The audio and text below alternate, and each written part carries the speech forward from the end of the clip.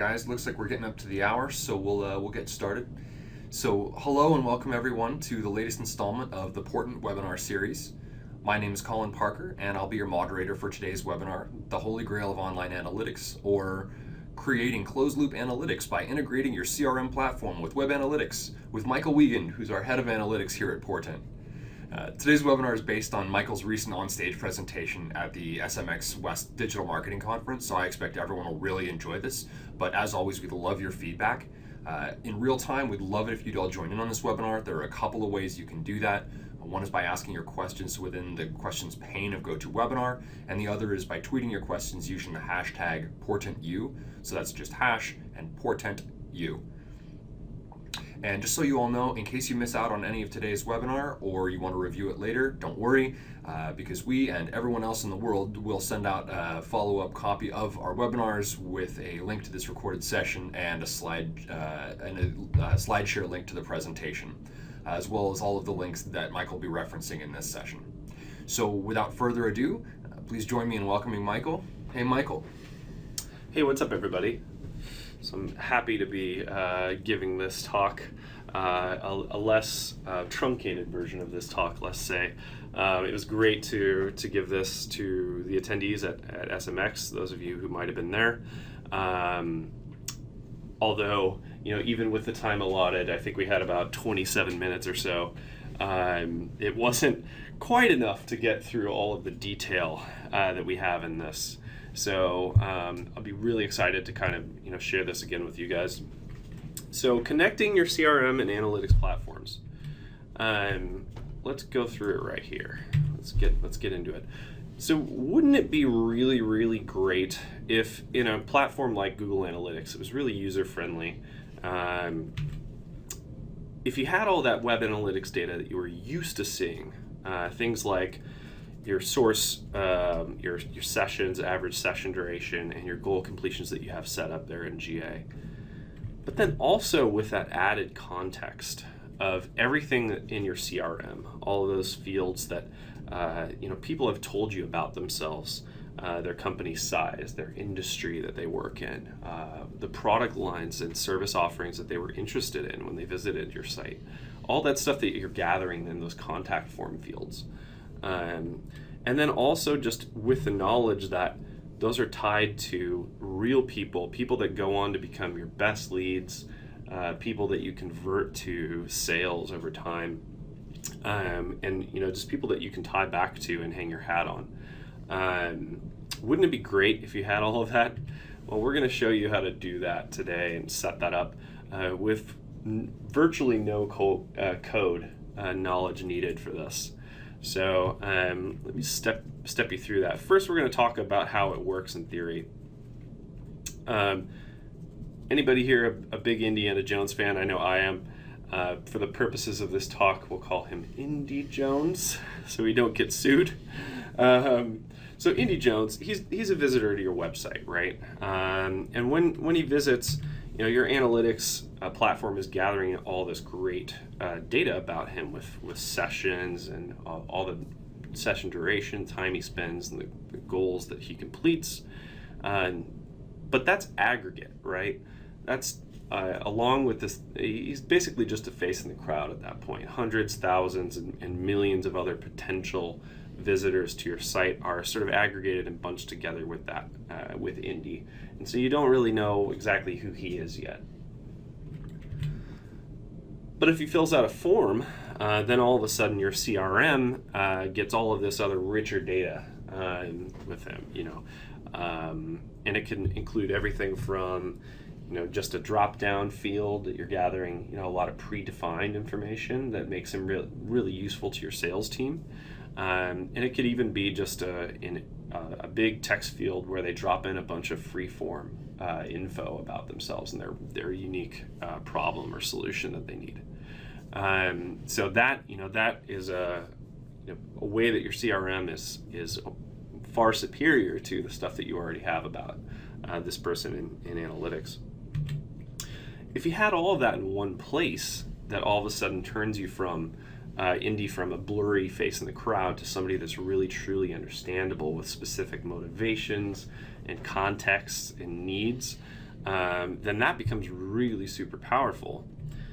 But that's really not how your analytics platforms work out of the box, right? They don't talk to each other necessarily that well. But that's where user ID really comes in and starts to shine and produce a lot for you. And we'll go through how to set up user ID and how to get that, your two systems talking together, your CRM and analytics.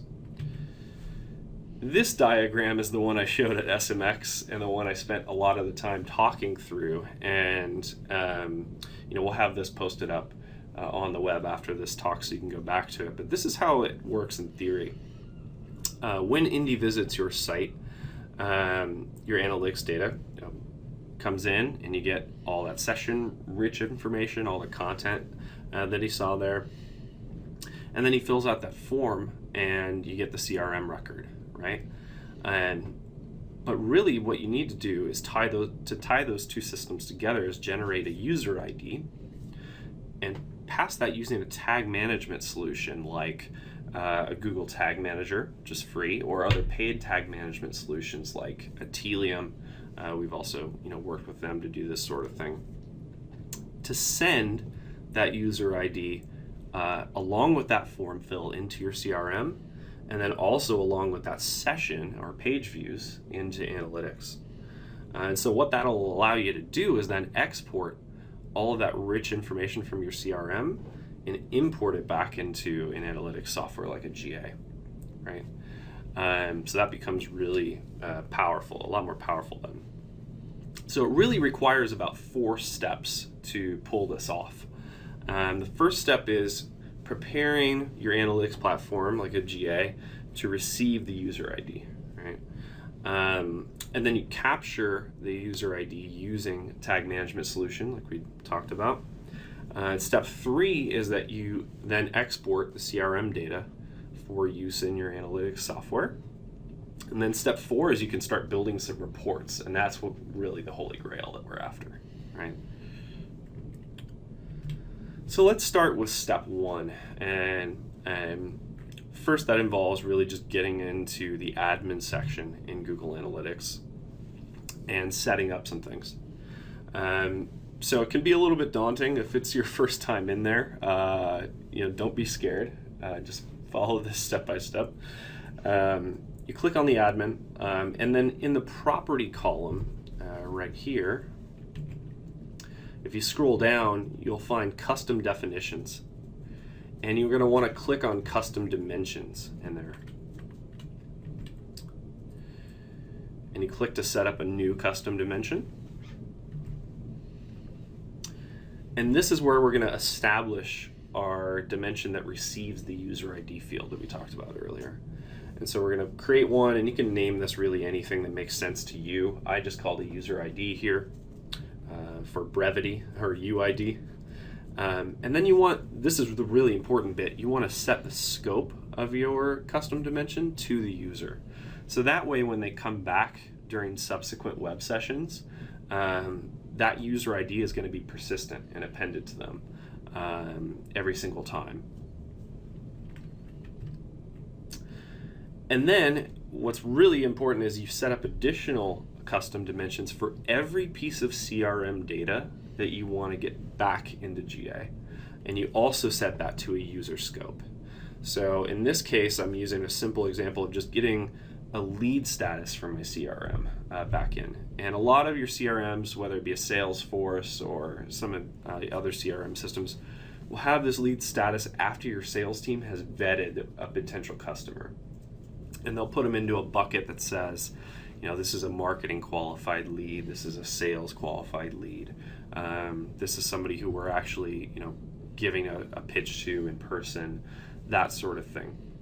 So we're going to set up a field in GA to receive that lead status. And when you have all those custom dimensions set up that you want, the next piece is you're going to scroll down on the left-hand side in that admin section down to data import.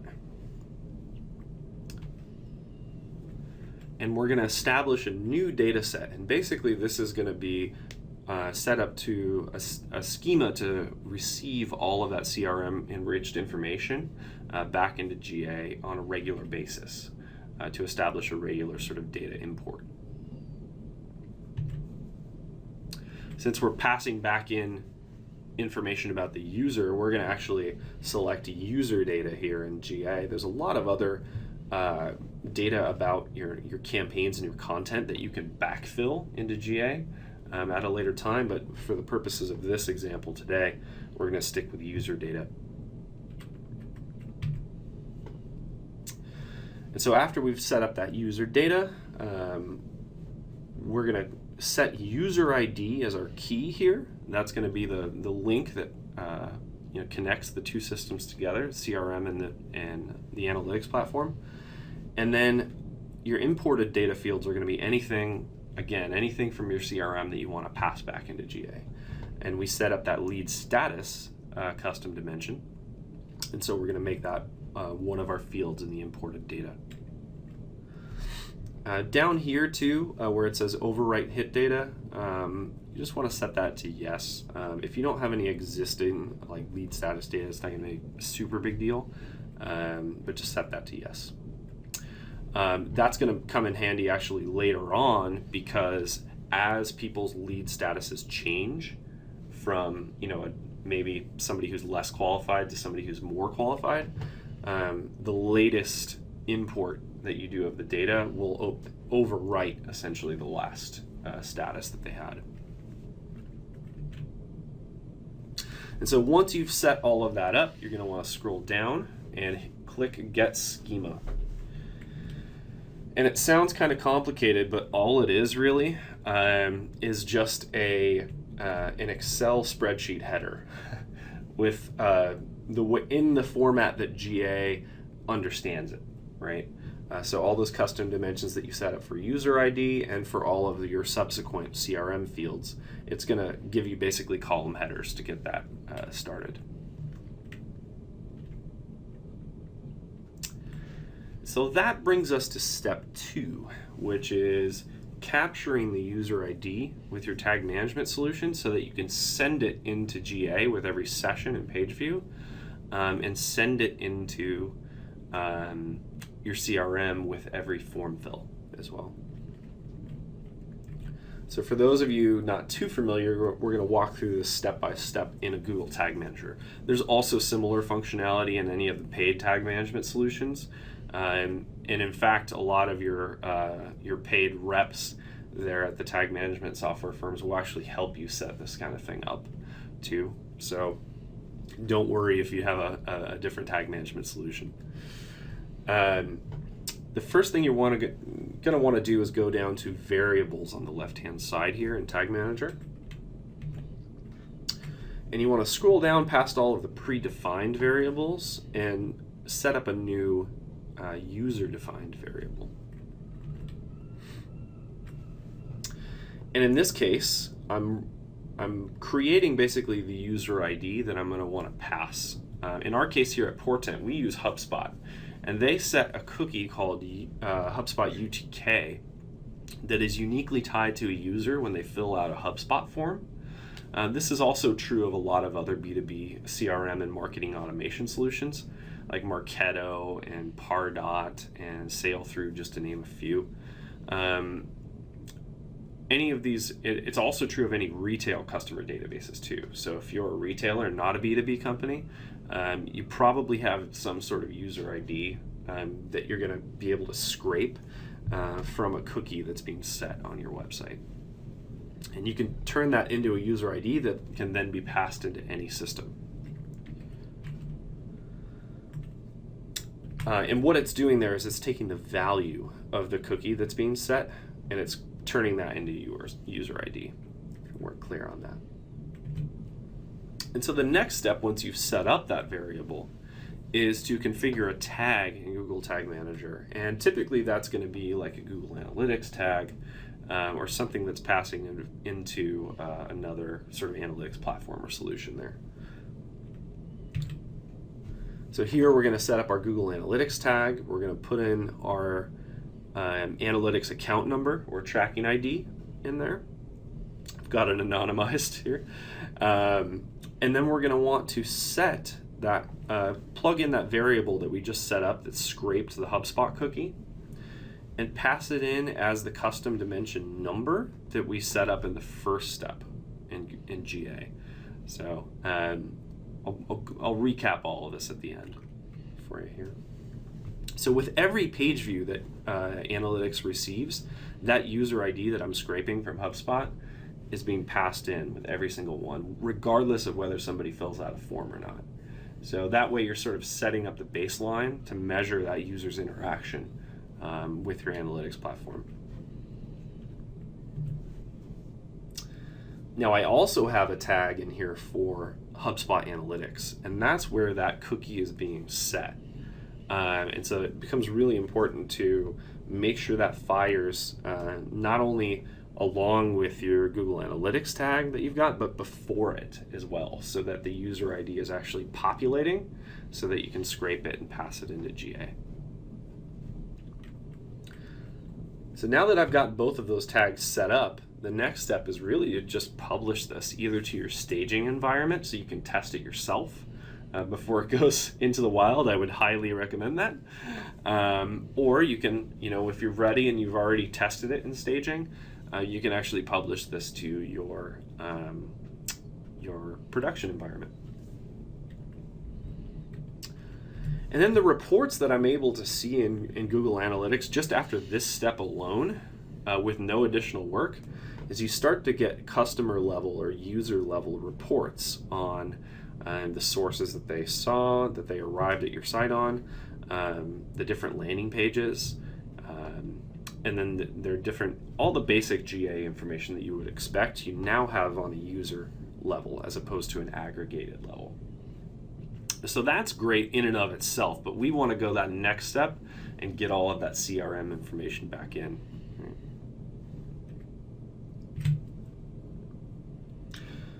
So the next step there is getting all that, exporting that CRM rich data about the customer and getting it back into GA there. And here I'm actually going to use HubSpot because that's what we use at Portent, but all of the different, a lot of the different CRMs and marketing automation platforms will have the same sort of process where you can either manually export a CSV with all of your contact records in it, or in the case that we're going to do here, you can actually scrape it using the HubSpot API into something like a Google Sheet. So here we're in HubSpot here, we're going to go up to that top right drop down, go to integrations, and then go down here to get our HubSpot API key. I'm not going to show you what our API key is so that you guys don't abuse that. That'd be actually kind of funny. But today we're just going to show you where to click to get that. And I've actually built a tool that we're going to link to after this that allows you to pull all of that contact information from your last 1,000 most recent contacts in HubSpot. All you have to do is plug in that API key. So we're going to send out a link to this data export sheet there, and that'll automatically pull down all of your HubSpot information into a spreadsheet where you can manipulate it the way GA wants to see it. So Michael, making sure that we have our heads around this, what are some of the things that you envision people being able to do with this sheet? So this sheet will get literally every single field out of your CRM with all of that rich data into it. You're going to be able to format it in a way that Google Analytics expects to see it in, with all those custom dimensions that we set up earlier, and be able to get that information into a CSV format that you can upload into GA really quickly.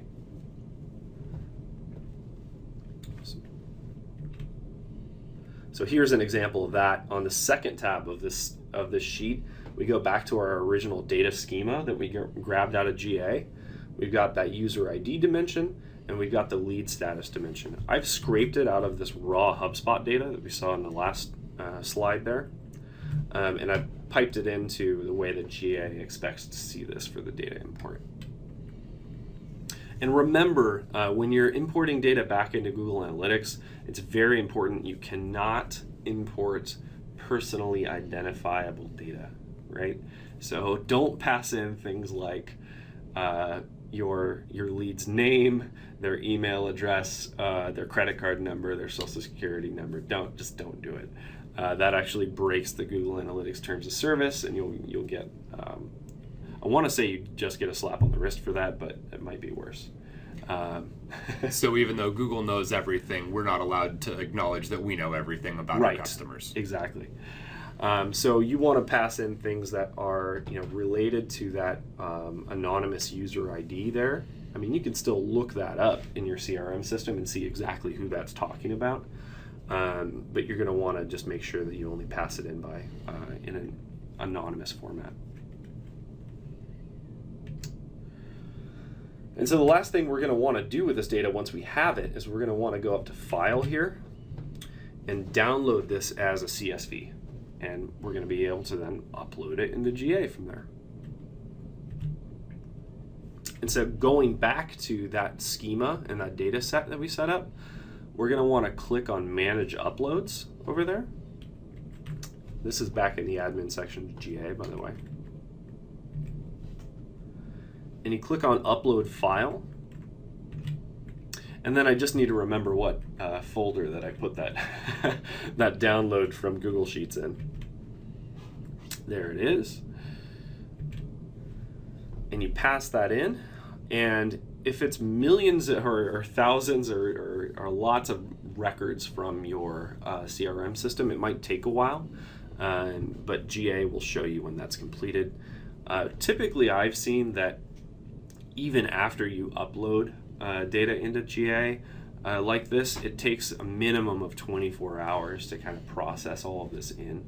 So give it time. You won't be able to get the reports immediately from this. Just give it a little, I'd say even give it a week, because chances are those contacts that filled out your form and got into your CRM are going to come back to the site over the next little bit and keep reading content. So I'd give it a good week or so. I'd do this weekly or so. That would be the best cadence for it. And then that brings us to step 4, the Holy Grail. And Indy chose wisely there in doing this little thing there. So the first report that I pulled here is, once I've got these systems linked up and I've got all my CRM information in there and it's processed, the first report that I pulled is by user ID. And I can see now side by side the lead status of the prospect by user ID, the marketing channel that brought them into my site, the piece of content that they landed on. So if I'm writing a bunch of new content, this really gives me a great taste of what's really initiating that first action. And then all of the engagement data that I'm used to seeing in Google Analytics, my pages per session, my average session duration, all that great stuff. And this is absolute gold when it comes to deciding how to spend my marketing budget, right?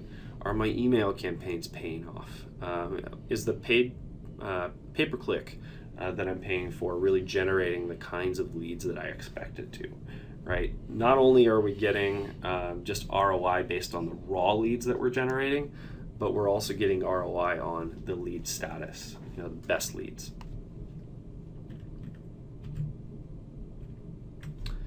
But it gets even more interesting when you strip out the user ID there and then start to aggregate all of the users that fall into a particular CRM designation, right? So I start to see the commonalities and the patterns in the number of users that fall under the sales qualified status that arrived at my site from organic search on a particular page, right?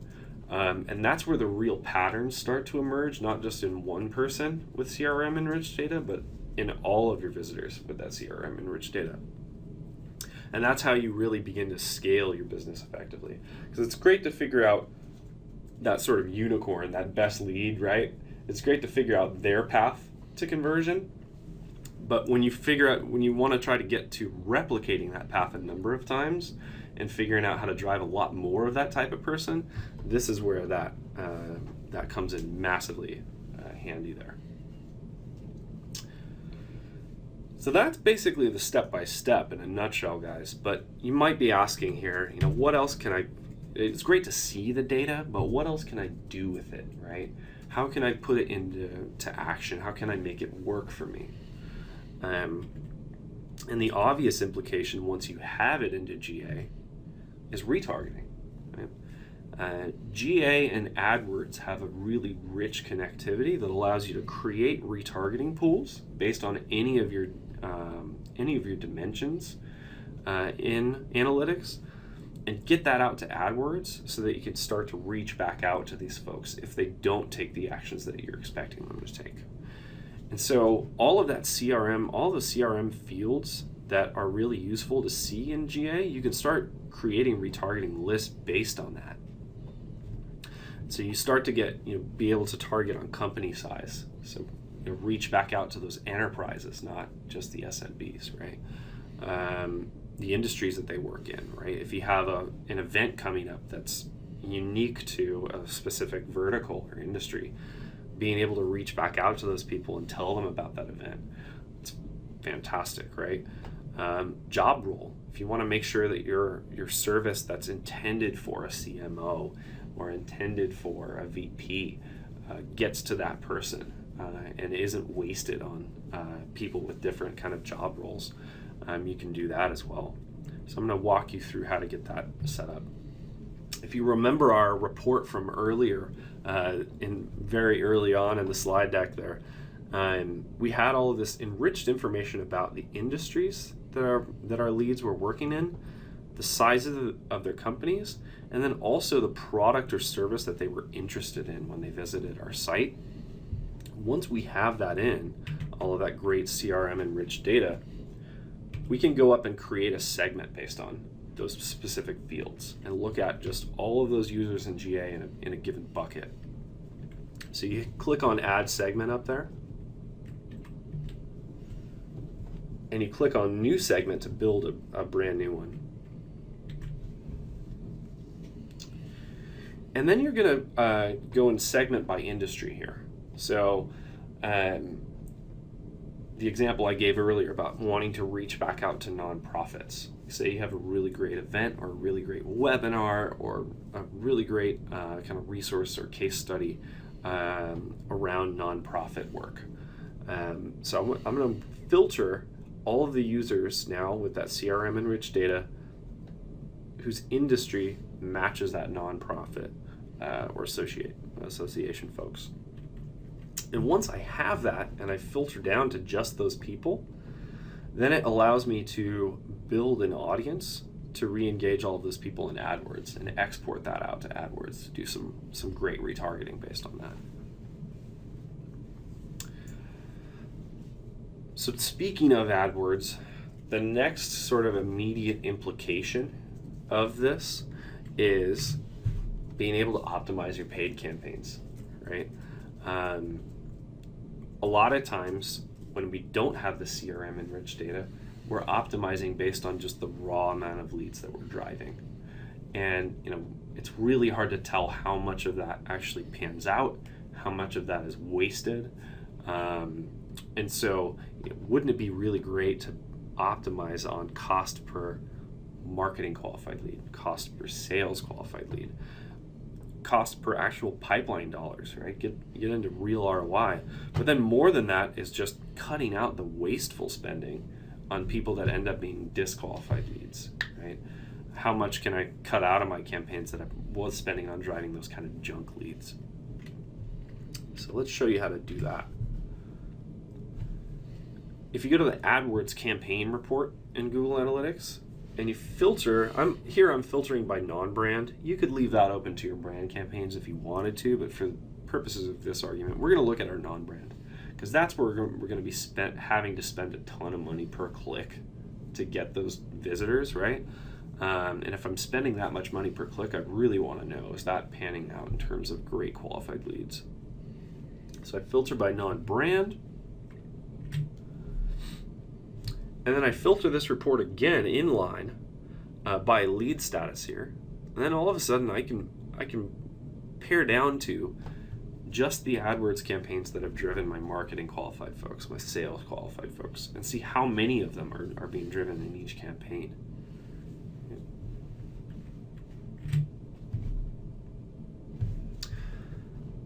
And once I've done that, once I filter down and I've seen that, 2 really great sales qualified leads were driven by my community remarketing campaign, or people that haven't become customers yet but are interacting in my community somehow, that's massive. Then I can jump to AdWords and see how much am I spending on that campaign. Is it potentially little enough to where I want to invest more and try to drive more of that type of person, right? Or is it a case where I'm maybe spending too much for those 2 people, right? And I need to pare back my spending. Well, in GA now, there's direct links to these campaigns so that you can jump to AdWords and optimize them.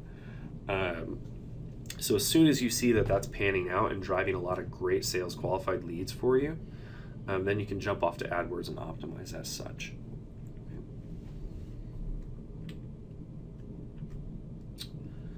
And then kind of the last piece that we're going to talk about here is writing content now based on that CRM enriched data. Because that's really an investment that's typically going to pan out in the long term. It's going to be hard to identify right off the bat, is this writing this content worth my time, right? And while you're doing that, you're writing pieces trying to acquire new leads. You're writing pieces trying to convince your current leads to come back and talk to your sales team again, right? To be a continual resource to them. And then you're also trying to convert those best qualified leads into becoming loyal customers that will then, broadcast your brand messages out for you and become really great folks. And then the last piece too is writing what we call those evergreen content pieces, right? Those pieces that will continue to be a marketing machine for you and generate interest time and time again, and keep people coming back and being engaged with the site. So for this example, I'm actually going to use our Portent blog, right? We're practicing what we preach here. We're passing in, as I mentioned earlier, the HubSpot user ID. And then actually on a user level, we're able to see when they arrive at a blog post on our site, how they're engaging with that, and then eventually how they take action, right? So let's start with the user. If we know that a particular person is becoming one of our best leads, that we're talking to, that we're in deep talks with them, that they're close to becoming a great sale and they're a great fit for our organization, I can actually do a user ID lookup in this report. See, how did that person first arrive at my site? What piece of content really got their attention and got them to talk to me in the first place? And that's where that landing page piece comes in, right? Looking at just at a small window in March here, but if you go back to the beginning of the year, what were those pieces in Q1, at the beginning of Q1, that started driving that later quarter interest, right? Your sales, sales isn't going to convert in a day, right? That's going to be rare. You're going to have to take some time to nurture those leads over time. So I want to figure out what they read during their kind of nurturing process that kind of piqued their interest and got them to come back to us again and again and keep talking to us. And so I've got cheat sheets on my site that we're writing. We got various blog posts. We have other resources that aren't even blog posts, right? We got other tools that people could potentially use for free before they even become a sales lead for us, right? And then eventually they take action. They either fill out a form, and there's different kinds of forms on the site, right? You might just get them to, the first time they might just fill out a form giving you their email address, right? The second time they might fill out a form giving you a little bit more, like that progressive profiling thing, right? You're picking up more information as they fill out different contact forms on your site. And then it might also be a goal completion, like somebody downloading a PDF resource, right? It might not even be a form fill. So you're being able to see by that user ID how they're taking action there. So savvy on all this, guys? Let's recap really quick, right? The first step to get all of this working is you're preparing analytics to receive your user ID. Right? We do that through setting up the schema, through setting up the custom dimensions that we talked about earlier. And then you're capturing the user ID, typically from scraping a cookie, a user-specific cookie or a really long duration cookie, and you're passing that into your analytics platform, passing that into your CRM platform using a tag management solution. The third step was exporting all of this rich data out of, let's say a Salesforce, a HubSpot, a Marketo, Pardot, getting that out of your CRM system or your marketing automation platform, and then you're importing it back into GA for use. Right? We did it on a weekly basis. You could potentially automate that too and get it to come in on a more regular interval. For longer sales cycles, that probably wouldn't be too applicable, right? Though, because people aren't going to become qualified leads overnight. And then lastly, step 4 is just creating those reports that allow you to really dive in and not just look at that user-enriched, CRM-enriched data, but also put that to work for you with retargeting, with AdWords optimization, with content creation. So here's where we're gonna kind of breeze through that in a quick, brisk 40 minutes here, but here's where I kind of want to open it up to questions from not only Colin, but from you guys that are in attendance as well too. So if you go ahead and type your questions into the GoToWebinar piece there, we're more than happy to take it. Absolutely, and Bobby, thanks for the patience. I saw you put the hand up. Want to make sure that we got through a lot of that material before we got through, but we'd love to get that question answered. We've got a couple of others that we'll start with, and I'm actually going to be selfish and inject a couple of questions for Michael. Sure. So, Michael, you and I have worked together on a number of accounts where closed loop analytics has either been sorely needed or just critically important once we actually have gotten it set up. I look at as kind of the yin to my yang, where if I bleed CRM, you really bleed web analytics, I think, first. Right. Which, if I take that next step and say, okay, platforms like HubSpot are really looking to give you every reason to do all of your analytics work on their platform in, placing a tag or placing a pixel all the way across the site so they give you some of the same data that a web analytics platform does. What do you view as kind of the big reasons, or maybe just the top reasons, because I know there's literally a dozen, and we'll talk about some of those, to take the extra effort to do what you've described here to make sure that you get that data not just in a CRM system, but back with your web analytics? Like what are the things that are really most powerful in GA? So there's really two reasons, right? You're right. A lot of these CRM systems have more complex and more robust reporting than they've ever had before. But the reality is a Google Analytics or another analytics platform really has about a 10-year head start in creating great ways to analyze your web data, right? And not only can they do it on a user-by-user basis, but the second reason would be they can do it on a larger aggregate basis, right? It's one thing to be able to see one user's path to conversion and to success. It's another thing to be able to group that all together across multiple people. And visualizing that in GA is really easy. And putting those reports together is really simple to share those out to your organization too. So if I then give another tip of the cap to HubSpot and say they're allowing me to look at a lot of the different paths that my best prospects take, because they're the ones that I have actually crossed that trust threshold with to get them to complete the goal, to submit the form, to download the content. I think what I hear you saying is it's about adding that level of context back to the other still blurry faces in the crowd, Right. so that you get some other better, more enriched sense of who those folks are and how you might market to them more effectively based on the context offered by the few who we did, kind of win over. Exactly. So that CRM is really largely only going to get them either mid-funnel or bottom-of-funnel folks, right? Your GA is going to have all that information about those top-of-funnel folks that haven't given you a single piece of information yet. right? So you're going to be able to look at sort of lookalike trends, right? If there are a handful of really qualified leads that are looking at this piece of content and a bunch of other folks that are arriving at it, sessions, faces in the crowd, right? How are we going to urge them along to a further status and get them to actually take action? Absolutely, no, I think that's fantastic. I think it would be a good idea, and we'd probably do this to link to some of the best reports that you like to use for, or rather from GA, that aren't possible without taking this step. Sure. Like the reverse goal visualization, maybe some of the funnel reporting that GA does that HubSpot, may someday get to, but that is just not available without taking this step. Yep. So we've got a question from Sarah.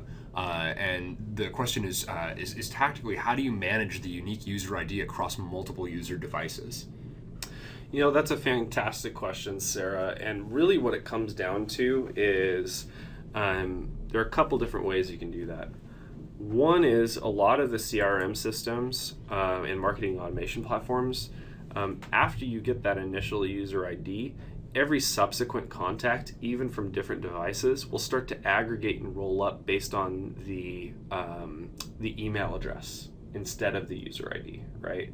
So that's kind of becomes the way that you dedupe the records from the same person across multiple devices, right? Is it can tie that back to either their original user ID or their email address. So that's one way to do it. There's other ways. A lot of the other analytics platforms that aren't so necessarily concerned about quote unquote privacy like Google is, ones like Kissmetrics, other platforms like that, they actually allow you to pass in personally identifiable information like an email address too. So the email address can actually be your user ID for a lot of those other analytics platforms. So I would, I love Google Analytics, but there are other ways that you can introduce, there are other platforms by which you can perform the same process and get maybe some different results across multiple devices. Yeah, I think that's great. I kind of nostalgically remember back to a time when you and I were eagerly awaiting the unveiling of Universal ID from Google, and it seemed like that one was never quite going to get here. Obviously, they've come a really long way in adoption for Chrome as kind of a industry standard or consumer standard browser. So, Sarah, I think to expand on that, like Google, by virtue of becoming more and more ubiquitous across devices and offering a better experience to consumers by virtue of that logged in state, access to all your browsing history, access to all your bookmarks no matter where you are, is kind of helping marketers solve that problem just, behind the scenes.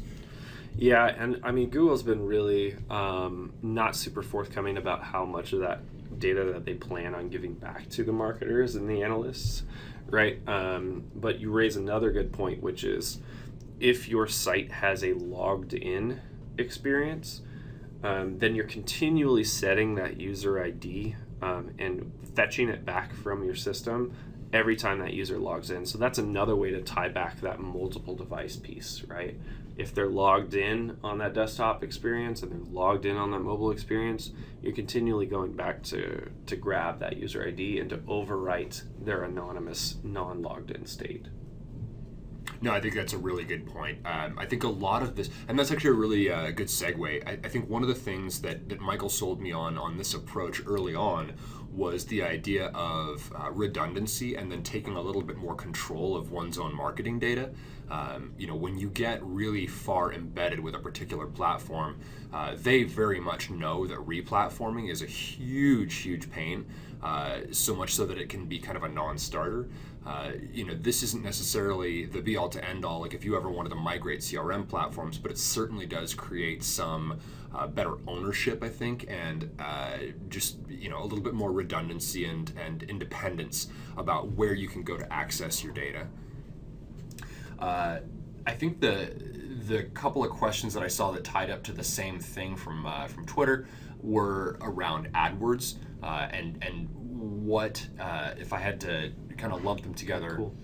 what you see in terms, Michael, of additional insight or flexibility with what you can do with the data coming in by managing this through by managing this through Google Analytics, which is obviously another Google property. If you're using AdWords versus trying to take this data and feed it back to AdWords from something like a HubSpot Ad Manager, which they released last year. I mean, just the reality is that you can not only, I showed an example earlier about how you could retarget based on a particular industry, but not only could you add that layer, if you wanted to, you could also add additional layers for specific performance aspects in analytics that wouldn't be available in your CRM system if it was talking directly to AdWords. So let's say not only did I want people that were in this particular vertical, but people that had spent more than 5 minutes on my site or more than 10 minutes on my site. Then all of a sudden you have a retargeting list that's not only filtered down by that industry, but it's also filtered down by their level of intent or engagement on your site, right? And so that becomes a lot more powerful and a lot better way to hone those audiences that are going back to AdWords.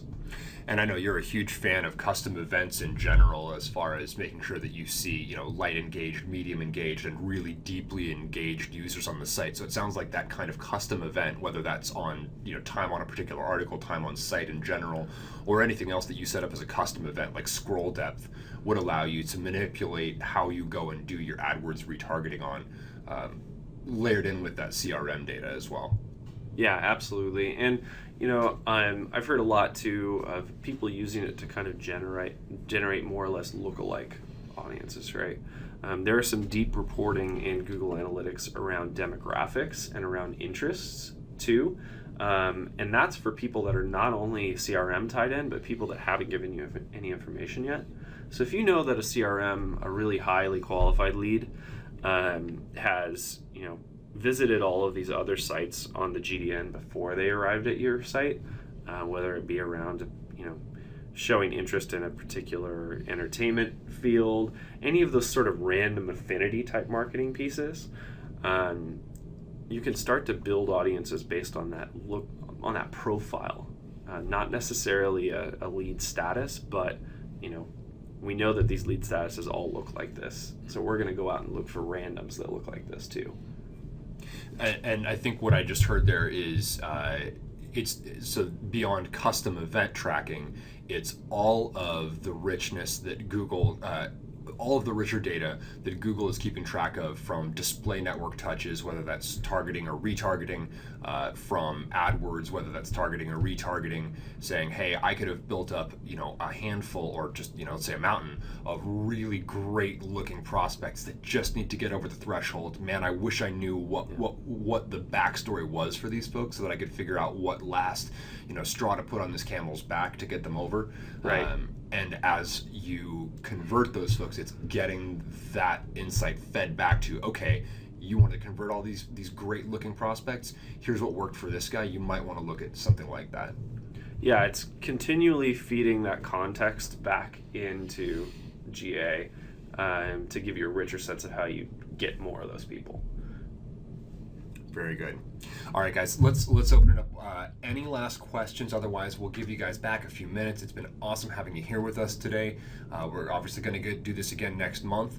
But any last questions we'll take now. And I'm just about out, so it looks like we're just... Okay, so one last question is whether you have seen any opportunities to do funnel visualization or reverse goal flows within HubSpot. I know personally I haven't actually seen something that allows you, except for kind of working back through someone's threaded history, all the pages that they've viewed. There's not really, I think, like a proper reverse goal flow visualization within HubSpot yet. So that's just exclusive to GA. Right, that's just exclusive to GA, and you have to bear in mind too, if you have any pages that aren't tagged with a HubSpot CTA, for instance, or don't have the HubSpot JavaScript on them, that's where your analytics platform even comes in, much more handy, right? is all of those pages that are sort of out of the threshold of what you're capturing in HubSpot. You're able to see that really specifically. So yeah, I think that's a really good point. That's a really good note, probably to leave it on. We've made a lot of assumptions through this conversation that you're using a CRM system that is placed, requires you to place a tracking pixel across the site the way that Google Analytics does to keep track of what's going on your site. If you don't actually have that level of tracking from your CRM system, pretty much everything that you see here is a net gain. It is absolutely requisite in that case. So I think that's a really good thing to point out. Is not everybody's using a CRM system like a HubSpot that allows you to do some of the basic analytics tracking. All right, guys. Thanks, Michael. This was fantastic, as we've come to expect from your sessions. And don't forget, guys, all of those resources that Michael referenced will be available in the Portent blog. We'll post some of the reports that you can't necessarily get from a CRM system that GA really is leading the pack on. And we'll probably stop it there. Join us next month. We'll look to follow this up if there's a strong request to get deeper on CRM or closed loop analytics, or we may bring another important rock star in for that conversation. As always, if you don't want to wait to sign up for that next webinar, you'll be able to go do that via portent.com, or you can use the webinar tab on our Facebook page, which is just facebook.com/portent.marketing. Thanks, everyone. We'll see you next time. Have a great day.